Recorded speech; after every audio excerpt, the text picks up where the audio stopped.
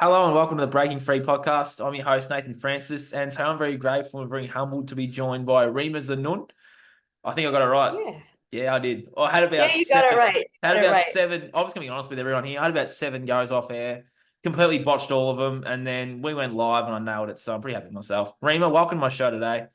You came into my following through Tiziano, through that podcast and Yeah. those reels I shared. I looked at your stuff and I thought, wow, this woman needs to speak on my platform to really, I guess, what am I trying to say? To go deep into all the things you were talking about on your Instagram, which will be in the link to the show notes, talking about masculine, feminine energies, relationships, all those things. And you're so much more than just that too. You're a coach and an entrepreneur. You've got a pretty awesome life. So I'm looking forward to delving into all things you today. Rima, welcome. And also, yeah, let my listeners and audience know who you are, what you do, and how you got to where you are today, which is pretty cool. Hi, Nathan. So you're in Australia and I'm in Dubai, and I love how we just connected over Instagram, Mm. community kind of is finding this year for me has been all about finding the tribe, and the tribe is like showing up everywhere. So that's super Yeah. exciting. And you're all the way there, which is so cool. Different time zones, but we're making it happen thanks to Mm. Zoom. So, um, so yeah, I'm Rima Zanoun. You said it right. And I do. So I've had a lot of businesses in my life, and one of my main businesses now is chocolate company. So I've got different shops and cafes in Dubai and Abu Dhabi. And I've been a coach for about 15 years, which is where my heart lies, which is kind of what I love to do. And so I coach people on finding their authentic self and authentic expression of themselves and that integrity within themselves, all the parts kind of gelling and coming together with a resounding yes, resounding no, and knowing when it's their yes and their no. Um, and coaching people just, I've been on a very spiritual journey. I started mostly with the mind, so psychology, etc., philosophy. I ate that up for years, and then obviously the next step is getting back to spirit. And I think that's been a journey for a lot of people who Mhm. go on that seeker's journey. And spent time with shamans and all sorts of rituals and ceremonies and family constellations, all sorts of things. So I help people in their relationship to self, because it's the only relationship that really defines the other relationships, the other, to matter, to the world, everything that we live and are, and find fulfillment in that.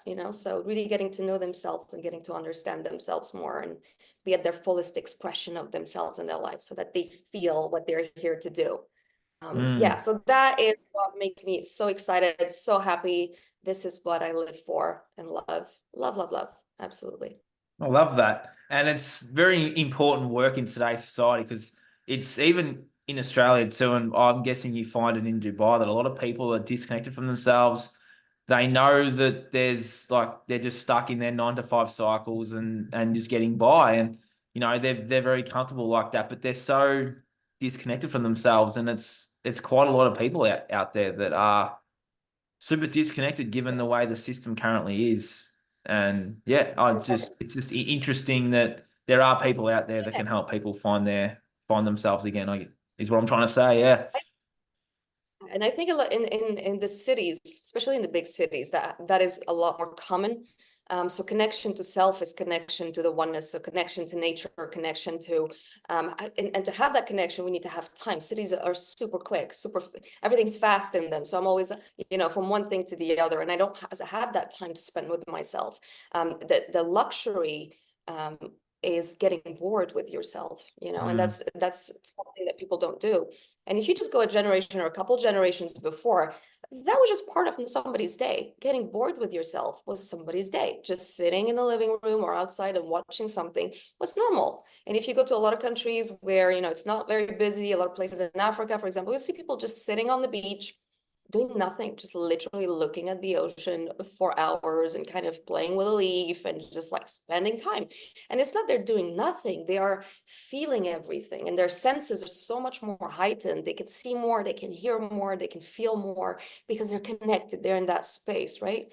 And when we're in the cities, I think we get very much disconnected because we're always on the go of doing, and processing so much information. So we're living here, and the connection is here. So we're spending a lot less time here, a lot less time here. And all that pressure that happens here, I always say that the worst vices always happen at night, after a long day. So when 100%. people overeat, yeah, when people overeat or, drink or, go on their um, online platforms, which might not be the best for them, it's Nice. always at night. It's like because Mm. they've lived here so much and Yep. they feel such an emptiness here and such a disconnect here. There's like, I just want to, medicate, feel good, feel good. Feel is the keyword. So yeah, so I help people get back there.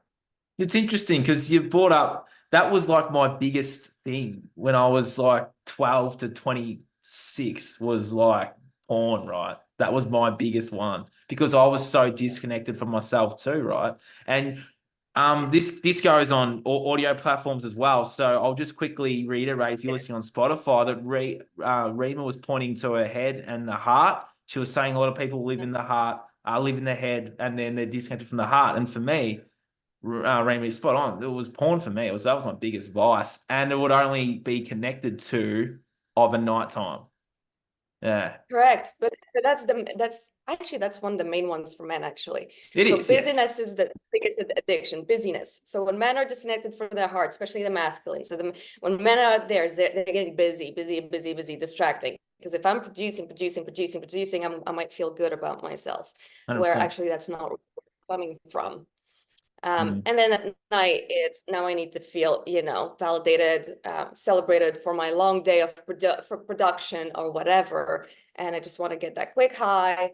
And yeah, porn is there. Porn is there Yeah, to hold you, but it's, yeah, you know what it does. So I do. And yeah, that's the thing, it's the dopamine and it's the woman on the screen, getting validation from that. And then yeah, just for me, it was a lot it of layers messes to up. that onion. Yeah, 100%. And And then it it messes up messes. all the beliefs. It messes up all the beliefs and it messes up the reality and it messes up so 100%. much of what that is, right? I found So I couldn't even have any female friends. Like doing something like this 3 years ago wouldn't have happened, or even 4 years ago wouldn't have happened. You know what I mean? Like I had that perception of sexual objects. Like I was that sort of right. for a very, But very, very we long become time. And then it's an interesting perspective flip. I will well, a flip in my life. Like a lot of females in my life now, which I've never had. Like I've got a lot of female friends. I've got more female friends than I do male friends now because my perception of ah, them's changed, right? yeah.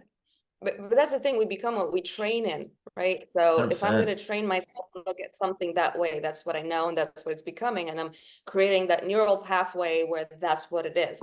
And then Yeah. undoing that takes double the time. So it's really important when we say that, when I say to people like, what's your diet? And they start telling me what they eat, and I tell them, not what you eat. That's one part, right? That's on what Yeah. you put into your body. But what you put into your mind, that, my friend, that's where everything is. So your mind you got to protect in many ways. It's like I could be putting that, but how that going to affect me? And yeah, and that affects all of the parts of me. So it's like if I eat badly, it's going to also affect my self-esteem, which has nothing to do with my digestive system. Same thing with the mind. If I program myself to do things, my eyes are going to function in a different way, my senses are going to so my Yeah. body changes, so many things change in my life. So yeah. How did you, I guess, come to the realization? Like, did you ever get was your life ever so bad? Like for me, I had a rock bottom, right? So we all have these rock bottoms in our lives. Did you ever get to a point where things can't get any worse? My heart's talking to me, and it's time I listen. Like, what was the Yeah. catalyst for you to start the NLP coaching and all that stuff? Because you're already successful with the entrepreneurship. It sounds like it. So what sort of got you into the coaching space? Was there a moment where you're like, yeah, like a rock bottom? Like what was it for you? that got you So into this? So for women in general, and for me specifically, well, I grew up and bless my parents, they did their best, but I never felt safe.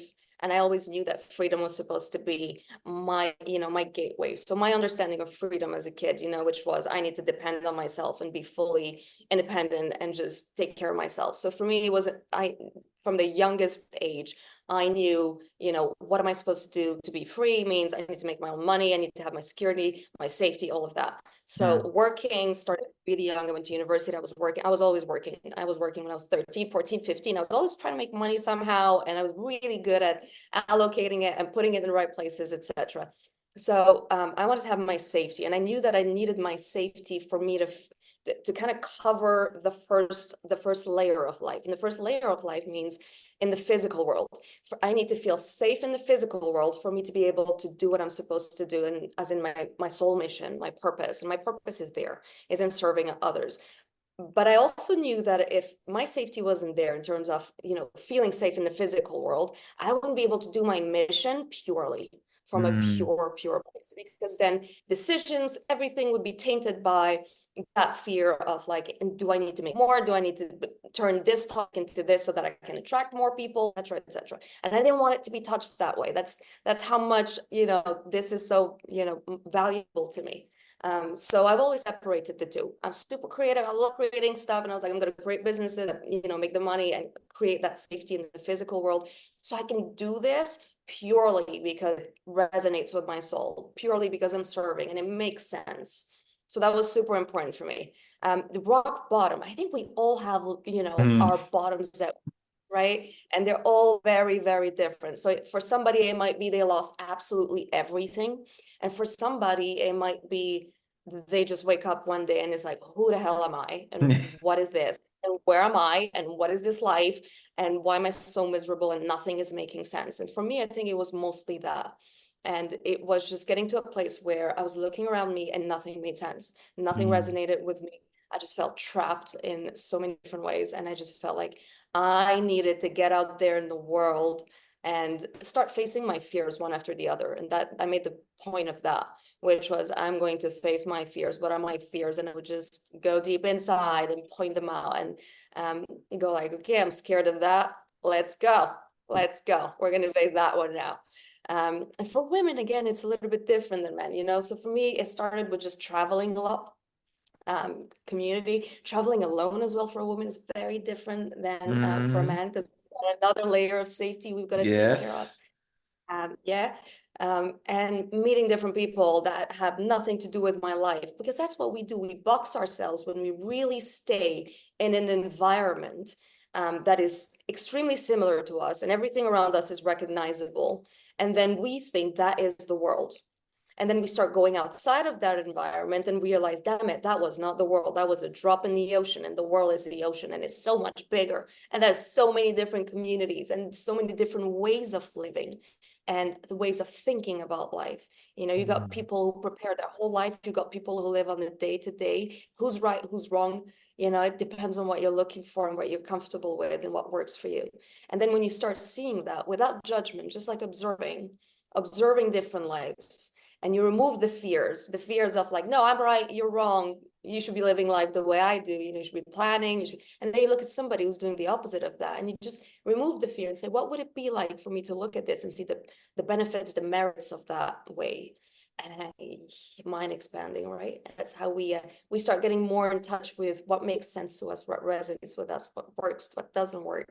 So I went on a journey that way, and God damn it, there was a lot of crashes and a lot of lows and a lot of screaming and breath work and a lot of all sorts of realizations, and it's, healing is a crazy journey. It makes no sense. It doesn't have sense. It just goes in all sorts of ways. Can't be controlled.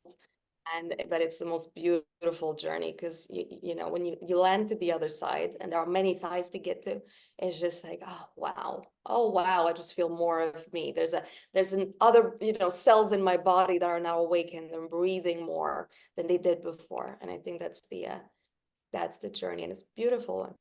It is. It truly is. And it sounds like yeah, you obviously took a few different paths to get to where you are now. And obviously, yeah, I reckon it's just awesome that there's such, I don't know what I'm trying to say. I've got nothing to say really. I've got nothing to really add, but I was just gonna just sort of stuck with things to say because it's so true.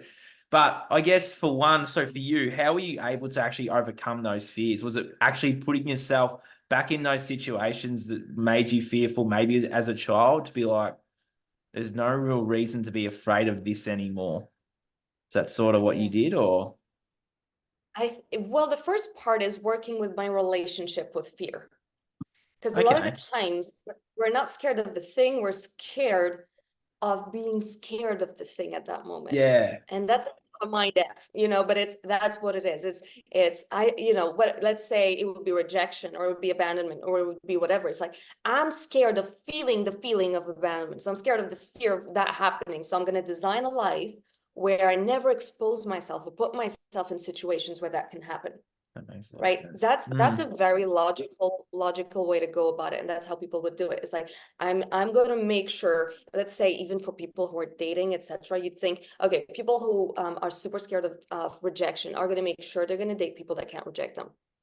So that's going to be how Yeah. they do it. You know what I mean? So they're going to Yeah. be, and they're not going to go where they want to go. They're going to be dating people that they're like, okay, I'm sure this partner, this person looks up to me so much or whatever, that they're not going to reject me because I can't deal with that. So, and this is in everything, whether opportunities for work or projects or whatever it is. If you're a singer and you want to go in audition for things, doesn't matter. Same thing. And it's okay, no, that's my relationship with that specific thing. Now I'm going to expose myself to that. And I'm going to end my relationship with it because it does feel like a death because the brain has registered that fear on this is dangerous, this is death level. This is the lion running behind you, you're going to die. And that is what you got to go into and knowing I'm going to experience those feelings.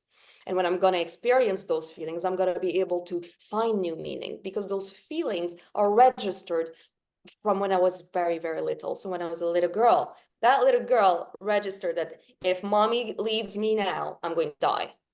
Which is, kind of, it's not wrong, but there's, I need mommy to live. I can't just go pick up and go live my own life at 6 years old, right? So I do need mommy to feel good.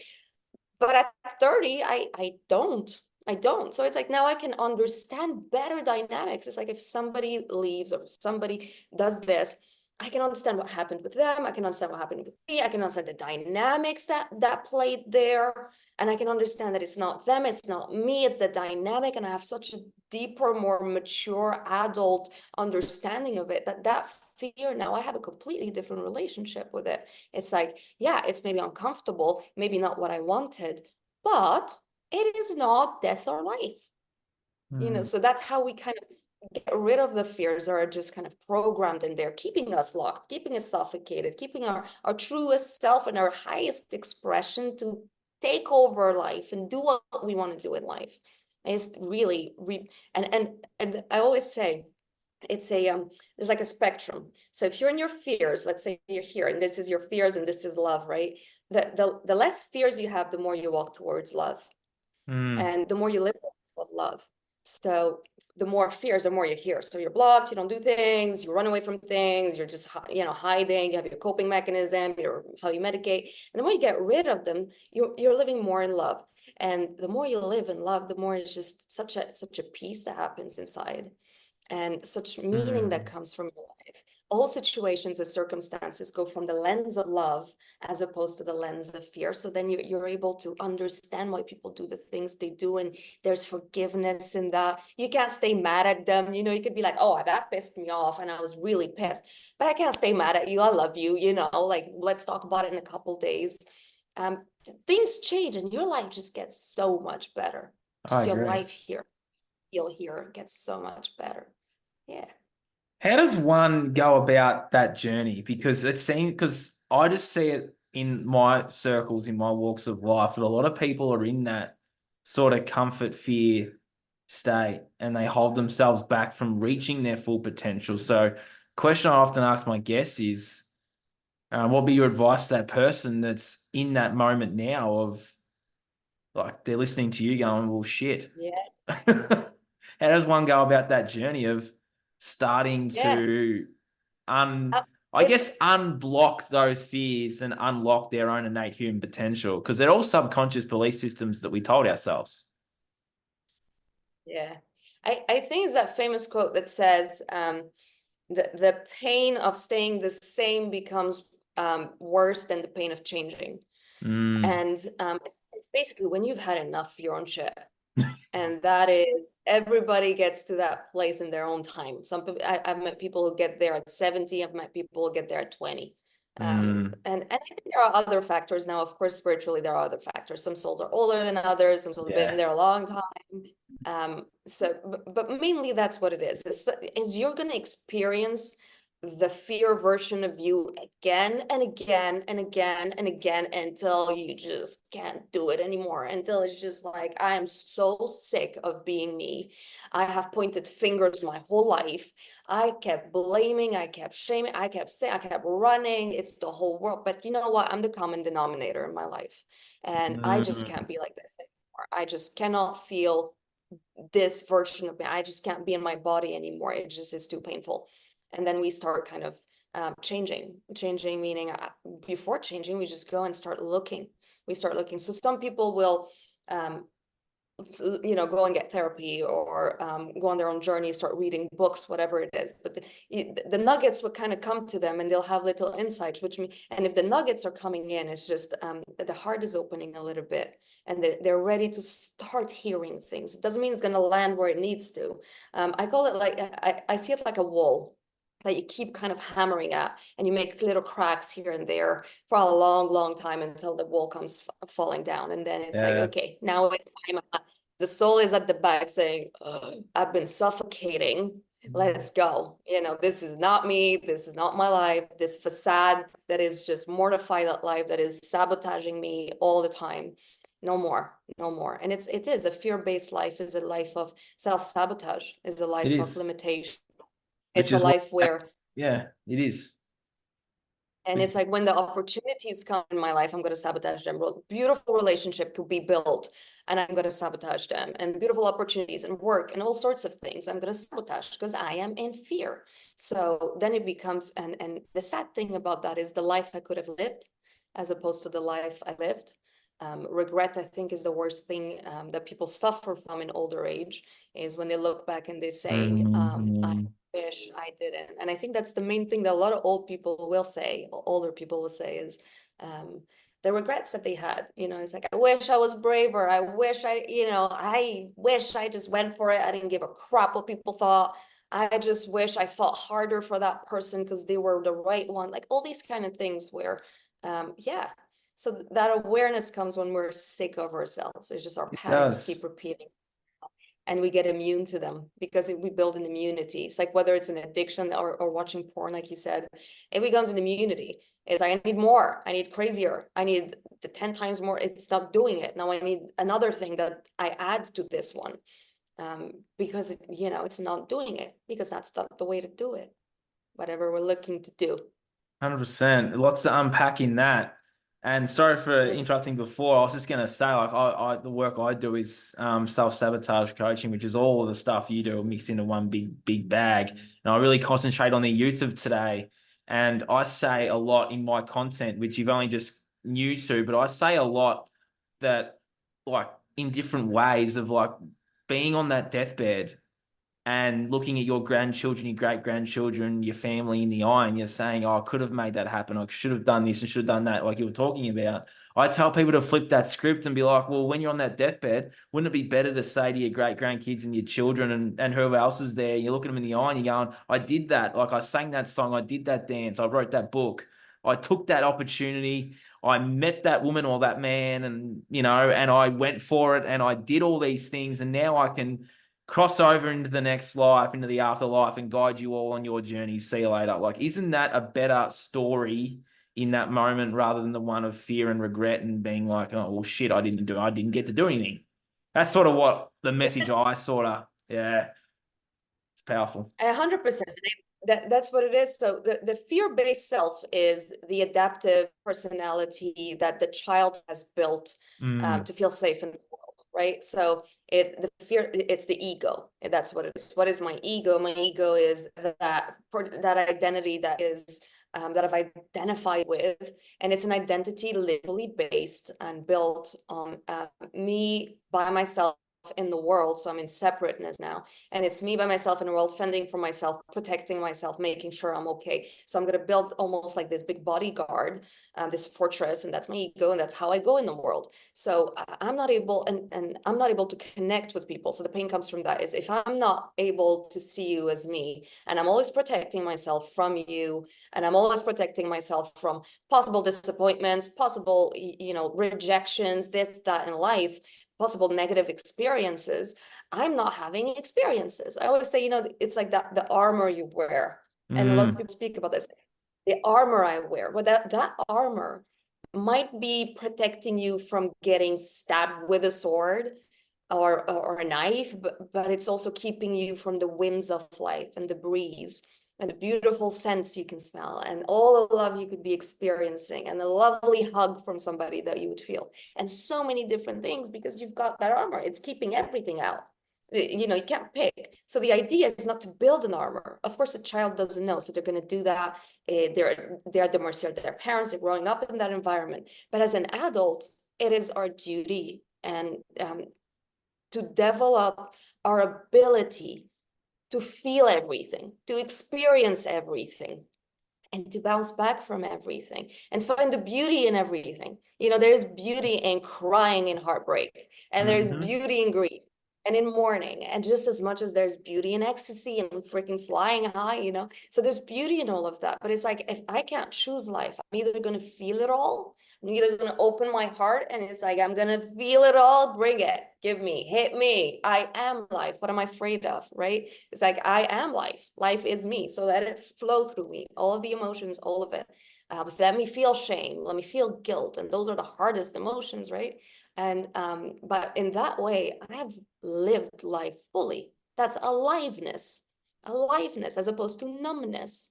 Numbness is where I protect myself, right? So being dead is not the opposite of being alive. I don't think it's a process, but being numb is the opposite of it.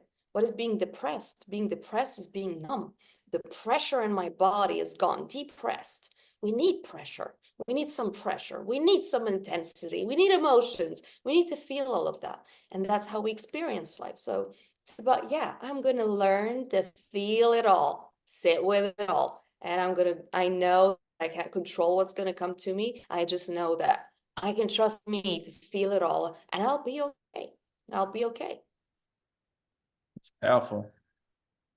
Yeah. And it's been a process for me to trust that journey too. Like I feel like a lot of, like for me, I wanted things now and I wanted to be that other version now, and I didn't want to feel what I had to feel. I just wanted to get to that version without feeling anything. And given the way things work, you need to feel to grow. And it's spot on for my last like 4 years of really delving into my stuff. And yeah, it's coming into that place of trust and belief Yes. that that this is just a process that needs to happen for me to get out the other side. Correct. Correct. You're spot on, but that's what it is. And the thing is, there's no outcome, right? So there is no outcome. It's learning a new way of living, and Hmm. it's familiar. So at the beginning, it is really unfamiliar and it's really uncomfortable. So a lot of people at the beginning, they do a lot of what I call, like bounce back and go back, and their ego's holding on. And Yes. it is that beautiful thing that I like to repeat to myself and there are times where it holds on and it just feels like, and I just say that's my old self leaving. That's my old self leaving, and it doesn't want to leave. It's like that guest that is like, no, I'm staying here and I'm not going. And you're like, get the hell out. You've been here for too long. So it holds on, right? Wow. So it is a journey. It is a journey, and it's a journey into infinity, because the journey to the heart is just absolutely infinite. It's like Marianne Williamson speaks in A Return to Love. I think that's the journey of life. It's our way back to love, our way back to Mhm. source, our way back to that, divine love that we have within. And that is that there's no version to get to. There's a gazillion versions you're gonna go through. And after each 100%. version goes another version and goes another version and a better one and a better one. And if you believe in afterlives, well, then, you've got your next assignment. Yes, and I'm a big believer that there is an afterlife and that we've been here multiple times. I feel like we've been here multiple times, you and I, Rima. Do you Yeah, want to for go a bit sure. woo-woo for a bit? We're ancient. I'm telling you, I'm going to remove the Yeah. mask. You're going to see the witch come through. But yeah, we're ancient. Yeah, Definitely. you can rip up Definitely. my mask and you see the Egyptian pharaoh come through. There you go. The Egyptian pharaoh. Yeah, for sure. Mm. It's You interesting. probably met This, any. yeah, 100%. I feel like you're a part of that life with me, I reckon. Pharaohs. Yeah, yeah. Probably, Oh, yeah. I have connections to Egypt. yes, interesting, isn't it? Live on air talking about this stuff. It's just awesome. But I was just gonna touch on what you said prior to that too. That letting go. That's been like a huge thing for me in the last 4 years. Was like letting go of those old ways of life, I guess, ways of living, what kept me comfortable, what was keeping me familiar and safe. And yeah, you're right. That it's like that ego and that old version is like clinging on for dear life, going, please. It's like, and then that battle, like you're trying so hard to actually let that go, but it's just like clinging on. And then as soon as for me, when that happens, it's like an avalanche of tears for me. I'm just like crying and letting all of that out. And it just builds Mm. up. And then like every few years ago, it was like every couple of weeks, I'd just be like crying so much, just letting go of those old versions of me. And then I Yeah. found a lot to letting go was like writing and stuff. So I write a lot of blogs. Some of them are really personalized, and that's like looking back and reading them, I was like, that's just me letting go of that old version of me and just sharing it with the world. Yeah, and that's what it is, and there's such a beauty in that. Well, there's a reason all, the ancient wise people, whether it's from Greece or from, the East, or speak of detachment. We are Mm, so attached because there's a yes. function in that attachment. There's a function, and it's being able to see that God is all of this. Spirit, creation is all of this. So ego is part of the creation. Everything is part of it, and everything serves a function, right? So it's about being able to understand all the functions, knowing which one I need now in my life. It's like if I'm going to make a cake and I'm going to the kitchen, I don't need to bring out all the machines and say, I really want to make it with a fryer. I don't need a fryer to make the cake, right? So now if I'm going forward in my life, I might not need a fryer anymore. And it's hard because I'm really attached to my damn fryer, right? It's about looking at things in a way where it's like this thing, I honor it, and this part of me and this version of me that was so creative in finding coping mechanisms, whether they took me to porn or alcohol or whatever they did, that version of me was very creative. A child is incredibly creative. It's like they can just see their environment and see where I need to be safe and how I can feel better about myself and what I can do. So when there's too much chaos, I might go and like completely zone out, shut down, go and sit there and play with my toys, and that'll help me regulate my emotions. And they do that all intuitively. There isn't Mm, really any guide there. It's just that, and you can see how the function of the body and the mind and the soul come together and create these creative ways to deal and show up and adapt to whatever circumstances are there. And then we drag them for a long time, but we can't drag them forever, and that's where we detach. There's this beautiful story that my mentor used to use, and I love it so much. She speaks of like so there's a man, and he needed to go to an island, and he was on one island by himself. He needed to go to the other, and so he built this beautiful raft, and it took him days to build this beautiful raft. And then he gets on it and gets to the other side and gets to this island that he's looking to, because he wants to get food. He wants to get to the other side. And now this new island's got so many trees, and they're super tight to each other. And he stood there for days and days and days, so attached to his raft, knowing that he couldn't take the raft through because the forest was so thick, and he couldn't pull the raft through. And now he's this raft that saved him at that time, where he needed to have a raft to get to that side. He's so attached to it, understandably so. It served a beautiful function. He wouldn't be on that island without that raft. But now where he's going, he can't take that raft with him. And that's what we got to do in our life, is whatever served me up until now is beautiful. I honor it. I honor that version of me. I honor the creativity in it. I honor the patterns that I've used to be able to navigate life. in the best of my ability at times where I needed that, where I was probably in survival mode, in fear mode, disconnected. And where I'm going now, I can't take them with me. They've done their job. Now they're retired. So I'm going to send them on a beautiful island to retire on their own. They can do their thing. I don't need to stay in contact. We can say, bye-bye, I love you, thank you. And now I'm moving on. And, you know, open to life and trusting that whatever's coming is going to be serving me so much better and more aligned with me. And yeah, and it's there's a mourning. There's a big mourning in that. There's grief, and we mourn. We mourn what we get attached to. Mm. But yeah, that's part of it. It is, and I'm big on crying too. So I say a lot too for men to start, because it's the programming, right, of men is don't ask for help. You know, help's weak, crying's weak, all these things. It's like, well, for me, like, yeah, I don't know. I just feel like Yeah. men There's need to nothing cry. more Men need to beautiful. feel and cry. Like, we're not these like lions that are just always on the go. Like, we feel things too. And I'm big on men crying. I think it's really, really powerful. And for me, with my journey over the last 4 or 5 years, like, crying's been big. Like, I've needed it. Like, sometimes I'll just sit in my room and I'll just hold space myself and I'll just let them go. Like, it's just all coming out. And I feel like men need that. Men need to do that. I think you agree. 100%. I agree 1,000,000%. I think there's nothing more beautiful than emotions, because 100%. emotions is, is life. It's Mm, life. We are feeling beings. We are feeling beings. There's nothing you can do to convince yourself otherwise. And the more you bypass the emotions into the logics and the mind, the more you suffer. Yeah, we are yeah. feeling beings. Everything we do is for feelings. You know, like Tony Robbins' mission was to just put that out there, which is we wake up in the morning, everything we do is for feelings. You know, whether you go to the gym, this, because I want to feel something. So what we choose to do and not do has to do with feelings. So we gotta be able to feel. And sometimes we don't need to overanalyze. That's another thing with feelings. It Yeah. doesn't have to freak. You know, we don't get freaked out by thoughts. We have a constant stream of thoughts that pass our mind, right? Daily. And we don't stop at everyone going, what is that? What did I think about that apple there that was sitting there? No, we just let it pass. Same with emotions. You could be fine, and then you just like feel a grief that you have no idea about, and you just cry a little bit, move it, you know, move your body, cry a little bit, and just move on. You don't have to go like, what happened? What's going on with me? Am I sick?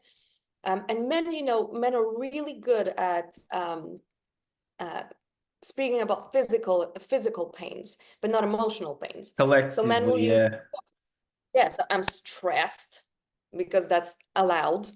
It's manly to be stressed. I'm angry is another allowed, you know, because it's a strong Mm-hmm. emotion. It just gives you that. Or I'm tired. You know, I'm tired is a big one for me. I'm just tired. You know, I just need some rest. I'm just tired. The guy's depressed. He's like, I'm tired. It's like, he's so sad. You know, if you just look at him for too long, he's going to cry. But he's like, I'm just tired. I just need some sleep. I didn't sleep well. Or I've got indigestion, or I just got a headache. You know, so it's like they will take it to the physical, because physical is acceptable and emotional doesn't look good. And that's got to change. You know, there's so much work being done around the world with guys like Sacred Brothers, etc., who are really bringing beautiful work forward, where men are now, you know, putting their hand on their heart, and they are in their masculine and still feeling everything, because that's being in your masculine. Unless you can feel all your emotions, you won't allow for the chaos that the feminine is. Right. So you've got to connect to your own feminine. And that's what emotions are. The realm of emotions and the heart is the feminine.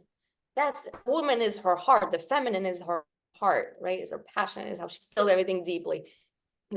And when men are disconnected from that, they struggle in relationships with women as well. Because when women are there emoting emotions, they don't know what to do with it. They're like, oh no, what? Oh, that's too much. Whoa, that's too much. Too much is going to be the word, because they haven't dealt with their own. They haven't connected to their own feminine. And that feminine, and the feminine is the creative as well, is creation itself, is where creation flows. A woman creates without even thinking about it. You know, she's not every day sitting there making a baby. Once the baby, you know, has been, the egg is fertilized, it's like, it's because creation is happening there, and creation flows through a woman and through all of those emotions. And she knows things through her emotions and follows her emotion and goes through cycles, just like Mother Earth. One day is a storm, the next day is clear day, another day is, that's the feminine. She's got hormonal changes, and And men have their feminine side as well. We're masculine and feminine, and that union inside is super important. And men really feel integrated and healthy when they bring that union together. When I call it the inner couple, the inner marriage. It's like when they're both married and happy, when the woman inside is happy with the masculine inside, and they really love each other, and the woman feels safe with him because she can emote whatever she wants and say whatever she wants and feel it all. And the man's like, I'm continuing, I'm directing, I'm putting the structure for all of this, and I, give you all the space to do that. It's beautiful. You've got just an individual who's really well integrated and can respond and can be that container for the feminine out there.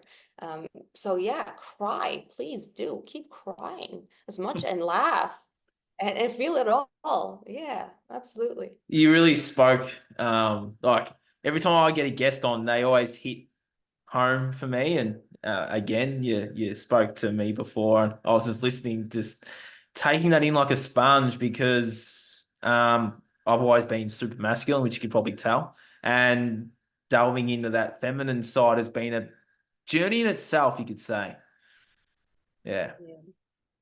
But that's where the creativity comes, yeah, 100%. masculine is great at leading, is masculine is action.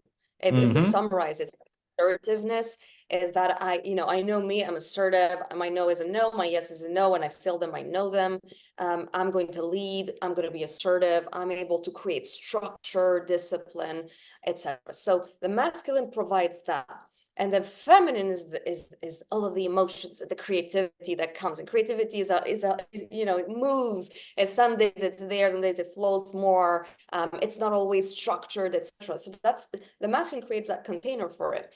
And men really, I think, find much more purpose and understand their purpose when they allow for the feminine, because their emotions now are allowed, which means they can now tap into what is right for them, what isn't, what feels good, what doesn't feel good, and they're able to Yeah, direct that structure towards that.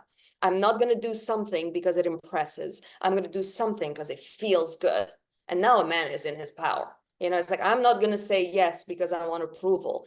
I'm going to say yes because it feels right to me. And now I feel good in my life because really I'm in integrity with myself. I'm in alignment with myself. And I don't have so much pent up anger inside from all the times where, I just feel all those emotions and I can't let them out. Men walk around with a lot of resentment and pent up anger that they I've been project on there. other Mm, people, etc. But it's all there because it's all the times that they don't listen to their feelings, that they're not able to 100%. connect and then be like, what is that telling me? And how can I communicate that in a, in a healthy way? Of course, I'm not going to lash out or go punch somebody because it's piled up for 3 years and now this person's in front of me. But it's like, how can I express that and just kind of let my feelings flow naturally so I can express them in a flowy way, in a healthy way, and choose what's right for me without causing any harm around me. So how do I learn to hear me, feel me, and belong at the same time without creating chaos all around me? And the masculine, when they connect, so when men connect to their hearts, they find that beautiful place. I love men. I just think men are so beautiful and so amazing. I think in our days nowadays, there's a lot of, like men against women and screw Yeah, man, screw and it breaks my heart because I just think we need each other. What do you mean screw men, screw women? You are half man, half woman, whether you like it or not. Those are the energies running through you, and we really mm. need each other. So we gotta help each other, not, you know, I yeah. knew this topic was going to come up. I also delve into this as well, and I've copped good and bad feedback, but I often delve into this topic, and I'm glad it's come up because Rima, yeah, I just want to talk to you about it. So, why do you feel? Well, there's an over sexualization of both the men and the women too, right? You got the women on OnlyFans doing their thing, the men are loving it, they're getting their gratification, the women are getting the gratification from men, seeking attention, the men's, what do you make of this current over sexualized society? And also the underlying issue there too is women, well, girls don't like boys. All boys are bad, Yeah. right? That's the youth programming. So I'm sort of in those circles. I see it. And I'm like, not all boys are bad. When I talk to the women in my circles about it, or they're just girls, and they're like, no, they're all bad. It's like Yeah. that programming of boys are bad. But what do you put it down to? Same thing that a kid would say if you gave him broccoli and they didn't like it, and you give him another carrot and he didn't like it, and you give him like cabbage Good and they didn't like it, analogy. it'll be like vegetables bad, no vegetables, that's it. I've had it and they're all bad. They're all Yeah, bad, good they're all bad. analogy. I like it. Yeah, but it's sad because that's not the way it is, right? I think Yeah, our society, and this is worldwide, because a lot of people are like, oh no, it's just in New York, man. If you're in New York, it's struggle. London's horrible. I'm like, buddy, it's everywhere. it is. What's happening is, women are mainly in their masculine nowadays, and men have stayed in their feminine. So the polarities have shifted, They and have. and we speak a lot about karmic relationship. A lot of the karmic relationships which are happening now are literally two individuals whose souls are crying out to do just that and go back into their rightful place, our natural place, and from nature. And they're literally bang, and some people stick to it until it works, and it's beautiful because it's two people who are consciously doing it and aware that it's going to be hard, you're going to be triggered, there's going to be all sorts of things, but if you commit to it and you're willing and you work with the other person and say, listen, it's hard for me, it's hard for you, but hey, we're gonna get through this, and you're gonna get there and I'm gonna get here, because that's what we want. And some people, and most relationships, I think a lot of people run, it was too Mm. much, it was too this, it's the easy way out, but then it's like wherever you go, there you are, which is you're going to do it somewhere else, and somewhere else, and somewhere else. It Yeah, doesn't it's matter. It's not the pattern. partner you have. Yeah, it's not the partner. It's just going to keep doing the same thing. Yeah, so not all men are bad, but I understand that a lot of women, and I have friends who are very much in their masculine, and we have these conversations, and they're like, I'm done with men. I'm just gonna get a Yeah. house in Tuscany, have like a farm, and have cats, and screw this, and I don't want. And it's sad to hear, because women are meant to be here, being mothers and having beautiful children, and that's part of nature. That is a woman in her essence. When a woman is in her feminine, she wants children, and she wants to nurture, and she wants to love and surrender and paint and dance and all these beautiful things that the feminine is. But for a woman to be in her feminine, she's got to be feeling safe with the masculine. Now, if he's meeting a man who is in his feminine, whoo, trouble. So they're both fighting each other. So a lot of the men now are in their feminine, which means they just want to play, pleasure, dance, Yes. attention, validation, be seen, be validated, be whatever. That's the feminine. The feminine wants to be seen in all her glory, and all of that. That's the feminine. And and kind of chaos, and without structure and without discipline, and I just want to do whatever I want whenever I want. I call it freedom. It's not freedom. That's not freedom, but that's what a lot of the men around think that's freedom. I could just do whatever, whenever. I don't have to stick to anything, commit to anything, in and out, depending on how I feel is how I design my life.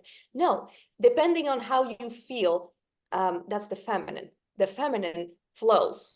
The feminine doesn't make really much sense. It is the chaos. She flows. She wakes up and she's going to paint something, then she's going to go collect some leaves and put them on a paper, and then she's going to call a friend and cry, and then she's going to go and create this beautiful thing out there. And that's the feminine. The feminine flows, those on her feelings. The masculine is a lot more structure. The masculine needs that structure for him to feel productive. The masculine wakes up in the morning, he's got fire in him. It's like, I need to feel my fire. I need to feel it in what I achieve. I'm going to go to the gym, or I'm going to go for a run. I'm going to do this thing, because that is what makes me back in touch with my power. And I need to feel my power. The masculine needs to feel his power. I agree. So they're two different energies, and that's where he feels good. So when they're in those two energies, everything's great and beautiful. But to get to those energies nowadays, because the women are in their masculine and the men are mostly in their feminine, there needs to be a commitment to work to shift each other there. And that's the difficulty, where relationships become difficult. And then you add to it a culture that sells you the illusion of you don't have to do that work, which is hard work. Yep. Because you can just go on OnlyFans, or you can just go on porn, or you can just go on one of these apps and like get somebody. And they're selling an illusion, the illusion of there's plenty of fish in the world and you can just get Yeah. any. And now we're getting somewhere. But there isn't. But there Yeah. isn't. There isn't. You know how many men I speak to who are heartbroken over a woman from 5 years ago because that was the one, and it doesn't matter how much they went out there in the world, that's the one. I was Because like when that. souls connect, Yeah, because when souls connect, when she brings out of you and you feel that divine masculine inside of you, and she feels a divine feminine, that soul connection you can't replace with, Sandra or Sarah or whoever the next day. That's a soul connection. That's a very important, that does something to you because that's what your soul is yearning for. And women are masculine because a lot of them have grown with absentee fathers.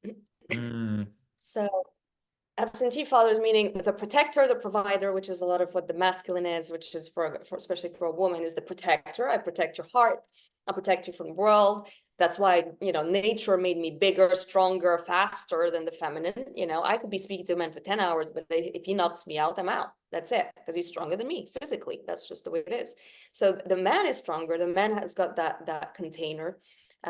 So the feminine, when she didn't have that protector, whether a father figure or a partner or whatever, and didn't have that provider, meaning provides for her heart, provides that container for her to flourish and bloom, she's going to have to become that for herself. So she's there. So she's going to really put an emphasis on her own masculine and really perfect that masculine. And you see a lot of women who have perfected that masculine. It's like, she's a king more than she's a queen. She's a king. She's got structure, she's disciplined, she works out, she's got her business in order. She's really good at doing things, integrity, values are there, everything is there, you know. And then a lot of men, when they meet that, if they're in their feminine, it's very intimidating. And it's very, because now they're competing with him, with the king that she is. So they're competing and they feel like, oh, that king's got a lot of discipline, I don't. So should I be working out more? Should I be doing this more? So I feel lesser than not her, lesser than the him that she has become. So because they're competing with her masculine. And she's there crying, like, I just want to be back in my feminine. I don't want you to compete with them. And so they both have the work to do there, where in trust and in safety, by creating a space of trust and safety, they can both work on the energies they haven't been in most of their life. So she's going to start working more on being more in her feminine, and he's going to work more on being more in his masculine. And slowly they get back to the natural order of things. So that's what I've observed a lot, and I do work a lot with relationships and a lot of those circles of romantic relationships, etc. And it's a struggle that a lot of people are having around the world. A it is. lot, we're having a lot less babies around the world, and yes, we're a gigantic population. People don't want kids anymore. People don't want to be in relationships anymore. People don't want to be married anymore. Commitment, all of that. And it's very foreign. It's very foreign to previous generations, but mostly it's very painful. People are suffering. People Mm, are suffering. Single people are suffering, in relationships they're suffering. But to say I'm going to spend the rest of my life out of my natural energy and not having that beautiful connection and partnership to do life with. I mean, we don't want to do life alone. Life is meant to be, done with somebody else. It's nice to share life together. And to say I decided I'm just going to give up and I'm going to do that, it's sad. There's a heart closing that happens there. You've got to close your heart to be able to do that, and that is painful. Yeah. mm. I don't really have anything to add to that. You just sort of just touched on everything that, yeah, I got really. You've sort of given me a lot to ponder there, actually. So thank you for sharing all of that wisdom and knowledge with me and my audience, because yeah, that was. I'll re-listen to that actually to probably delve in that a bit deeper, just with my own stuff with that. Yeah. Yeah. So where to from here? Well, I guess to sort of wrap all this up, Rima, if there's Yeah. a young woman out there that's a king that is, masculine, Yeah. what's her first step to take to surrendering to her own feminine and becoming that feminine woman that can then seek the masculine man, and even vice versa for a man as well. I know right now I'm single and I'm more aligned on my purpose and my energies now. So I'm sort of on not looking, but allowing that connection in. So just thought I'd share that with everyone. Don't know why I shared that, but I did. But the question will remain is, for a woman, how does she get out of that masculine energy into the feminine and then so forth? Um, That's the best question you could have asked, because I hope helps a lot of people. I really do. I hope helps a lot of people. Like I'm on a mission for that. Yeah. Well, we got to find our own inner union, so our own inner marriage. The universe has laws, and we can't bypass them. There's nothing you can do to bypass the universe laws. So whatever you are, you attract, and you become a Yes. vibrational match for. So if you want to attract a man who is able to be the container, who is able to be the protector, provider, and be that man that is connected to his heart and therefore can be connected to yours. You're going to have to be doing that work for yourself, which means you have to create that inner marriage. You've got to strengthen your feminine, and for them both, that your masculine and your feminine, to meet and become that beautiful union, that divine union within yourself. And that means if you've lived most of your life in your masculine and you're not happy, because that's most women who are in their masculine, deep down they're not happy. They're going to talk about their achievements, but deep down it doesn't feel good, it doesn't feel natural, and there's such a yearning. So it's like, now I'm going to start making the steps to understanding what it feels like and what it's like to be in feminine. And for women, I always say that means a time of celibacy. And that's the same for men. It's a time of celibacy. And what I mean by celibacy, it means celibacy. You are both now turning your heads to God, the creator, creation, whatever it is you believe in. But you're going to strengthen your connection there, which means I always say, when I see a lot of women have been brokenhearted a lot, you'll find them a lot with God. So women in their feminine has been heartbroken, they turn to God, which means I'm going to turn to the ultimate protector and the ultimate provider, which is God. God is the ultimate protector and provider of abundance and safety and all of that. And so I always say, it's like, God's going to be my boyfriend for the next few years, for next year, or however long I'm doing this. And I'm going to spend a lot of time connecting to my feminine, living in my feminine, understanding what it's like to flow, to let go, to surrender, to be in life feeling safe, that God's got me. God's going to provide. If I need help, it will come. And I don't need to be doing and forcing and bending and all these, which is the masculine. I need to get up and be acting and doing and all of that. And to, as much as possible, fall back into my feminine. And when I am able to do that, then I can understand my masculine and my feminine meet, and they start loving each other, seeing each other, hearing each other, and appreciating each other, trusting each other. Now, my feminine trusts my masculine can take over when it's needed, and my masculine trusts my feminine to lead from the heart. That if she's saying, I don't feel good here, we're going to go do that, that's where we're going and that's what we're doing. So now there becomes a beautiful marriage inside of me. And from that energy, I'm able to attract somebody who's on that same vibrational match where they have found that connection within themselves. So the work is not out there, those answers are not out there. It's not about, I'm going to go day, I'm going to go numb, I'm going to go on so many more platforms and join so many more groups and meetups and whatever, so I find the person. It's not the person that I'm looking to find. It's that union within me. And when I've got that, it's going to come to me. So it's just going to be a match to that and live my life aligned. So when I have that union, I live aligned, because my heart says I want this, and the masculine makes it happen, takes the action. And it's the same for the masculine. And then suddenly we just meet each other. We meet each other in the places where we recognize each other. Our souls recognize each other. And and if you've been on this journey for a while, I think you know that when it's time for souls to meet, they meet. There's nothing that's going to stop that. It doesn't 100%. matter how. Yeah. Yeah. That's beautifully said. And I love how you touched on celibacy. We're gonna keep going here. I've since delving into my old ways, which you could probably get a good understanding of now, Rima, that I was a bit of a player back in when I was in my earlier 20s, right? That's the lifestyle I was living. We've all been there, right? Well, for the last probably 3 and a bit years, I reckon, what are we now, 2024? Yeah, I'd go 3 and a bit years. I've been celibate, and it's been the best thing that I have done. I needed to go on that journey. Nathan, this is so beautiful to hear. I want all my friends and all the people I know to see this, because they don't believe in that. Oh man, I'm like, they exist. They're out there. They're Yeah, out there, we're and out they there. all come, and they all come from the same story. And same for women. You've got to taste all the pleasures of life to understand that they don't taste anywhere as near as good as connecting to yourself in spirit. So everybody's 100%. going to do that journey. You're going to go in the world and you're going to start just like Pac-Man eating everything until you realize it is not, it's just going through a sieve. And then this happens, which is, yeah, you go and you say, hey, I'm gonna know, and I'm gonna look at life and go like, what is life got for me?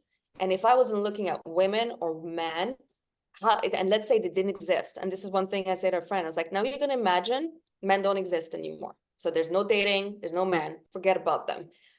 What would life be like? How can you feel fulfilled from your life without having to get the fulfillment, validation, etc., from the opposite sex? And when you find that place and you find that beautiful union inside, and you're living a life that is aligned because your yeses are your yeses, your no's are no's, and you're going towards the thing that you love and your passions are activated, guess what? You get a place where you're happy, you're content. And when people come towards you and when you meet people, it's just, there's no forcing, there's no clinging, there's no attachment. There's just, does this feel right or not? Does this align with me or not? Is this adding beauty in my life? Is this something that is I can resonate with or not? And that's it. That's it. And that's how we meet our people. I really believe that that's the only way we meet our people. We gotta meet ourselves, and we gotta marry within ourselves. That's well said. Yeah, well said. Thank you for sharing all that you shared today. And where can people find you, Rima? Where's the best place people can find you? I know a lot of my listeners will probably give you a follow now. Yeah, but Planet Earth, no. Well, I'm based in Abu Dhabi and Dubai, so I go back and forth. I travel quite a bit, and you can find me on Instagram. If you're in Dubai, you can come to my beautiful cafe in the IFC if you are visiting as well. And as well, just send me messages if you ever think, you'd like to speak about a topic or whatever. I'm always here to expand, to speak, to connect. I want to come over to Abu Dhabi, and I want to see you in the flesh, and I want to see your businesses and come to your cafe Yeah. and your chocolate places. Probably won't eat the chocolate given that I'm a bit of a health coach, but I'll still have a look. Yeah, we will welcome anything. Would love that. Would love that. You should come. Dubai's Ah, awesome. Not in the summer, it's a bit hot, but you gotta come. yes, no, Yeah. well, Rima, thank you so much. Actually, thank Tizzy for I posted those reels, and then you found me, and this happened. And thanks for that chat today. Fantastic. That was an awesome chat. So He just wanted he to is thank so you. fantastic. I've been following him. He's brilliant. I Mm, love the work he does. Very, very good work. So yeah, lots of good people doing great work, just like you, Nathan. I love your content, and I was going through it, and it's such a, I said that to you, there's such a rawness about you. Like it's so real. It's not forced, and I love that. It's thank very you. relatable. That's Yeah. why that's Thank you. why I just shared live on air. I've been celibate for 3 years, but I don't think many of my listeners knew that. Well, they found out today. You might get a lot of people now going like, hey, Yeah. yeah. Yeah. No, I have tended to with my podcast and stuff. I know we're still recording, but I have tended to with my podcast and stuff. I've really shared a lot of my stuff on air. I've cried on air, and I've really opened myself up on air on my podcast and on my socials. I guess people have sort of followed my journey from 3 years ago to now, I guess, and I've sort of opened myself Wow. up for that. Yeah. Wow. Now that's, yeah, that's vulnerable. That's Mm. being super vulnerable, putting yourself out there. It's beautiful. Thank They you. exist, ladies. Celibate cries like what more? Eyes, vulnerable, opens up, honest path. They exist, ladies. Yeah, they do. Rima, thank you so much for jumping on today once again, and we'll have to do this again down the road, part 2. Hopefully, maybe in person in Abu Dhabi when I get there one day. Might be awesome. Yeah, that'd be great. Would love that. Would All love right. that. That was awesome. Thank This has you. been the Breaking Free podcast. I'm your host, Nathan Francis. Thank you so much for listening and watching wherever in the world you are. If you follow Rima, thank you for listening. This is the podcast. If you follow me, thank you. I'll talk to you guys again real soon. Cheers. Catch you later.